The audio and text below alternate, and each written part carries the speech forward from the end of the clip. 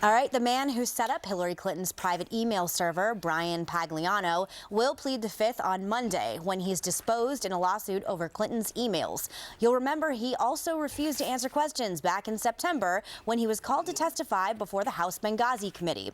This, as we're learning more from Clinton's former chief of staff, Cheryl Mills' testimony. According to transcripts, she admitted that Hillary Clinton used a personal email account for official business when she was also a United States senator. In response to that revelation, the principal technologies at the ACLU tweeted, quote, "I'm sure many in Congress do this, but it is a huge cybersecurity problem."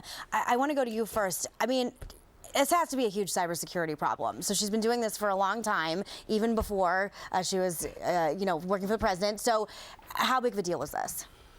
Well, I guess the investigation widens and broadens, which I don't think that part of it is good for anybody. I will tell you this. If I was Hillary Clinton's lawyer, if she hired me, I would be on the loudest podium I could be at, and I would say, listen, it's time to fish or cut bait.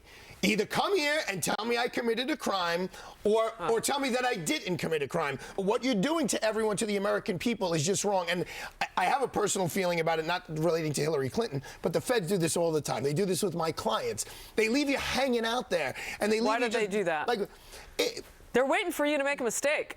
Right, but which means they don't have enough. But when they have enough, they pounce. When they don't have enough, then they have to wait for you to make a mistake. They have a lot more than they had, though. How would you say this case stacks up against her compared to where it was 6 months ago? Having Ms. Mills talk helps them, helps the prosecutors. Pagliano taking the Fifth is exactly what he should do. It's what anybody should do who's up against you want free legal advice, folks? Yeah. When the feds give you a subpoena, get a good lawyer, and if you have the ability to invoke your Fifth Amendment privilege against self-incrimination that George Washington and Thomas Jefferson and everyone else fought for, because don't forget, England, you were guilty until you had to prove yourself innocent, and we decided to find a country the other way around. Can I ask you a quick question, though? Because Brian Pagliano is also the person who's been given immunity by the Justice Department. So someone has heard his voice, even though he pled the Fifth in front of the Benghazi House Select Committee, and he's going to plead the Fifth in the Judicial Watch case. He does have immunity. How does that play into this? So there's a piece of paper that you get, right? It's signed by the Attorney General of the United States of America.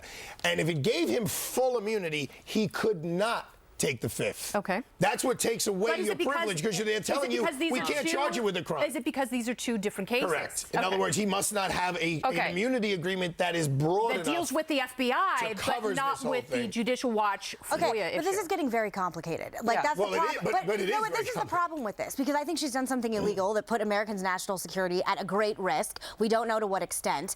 You're an expert in this. How do you make this simple and accessible to the American people to show this woman has done something highly illegal and put our country at risk? So here's the complicated part. James Comey, who's the head of the FBI, he is known to be nonpartisan. At the social cocktail parties, he's also known not to be a Clinton fan. He's the one who ultimately has the power and the authority to hand all his evidence over to Loretta Lynch, the Attorney General, the #1 lawyer in the country, and say, here's all my evidence, impanel a grand jury, let my agents go before the grand jury and present a case.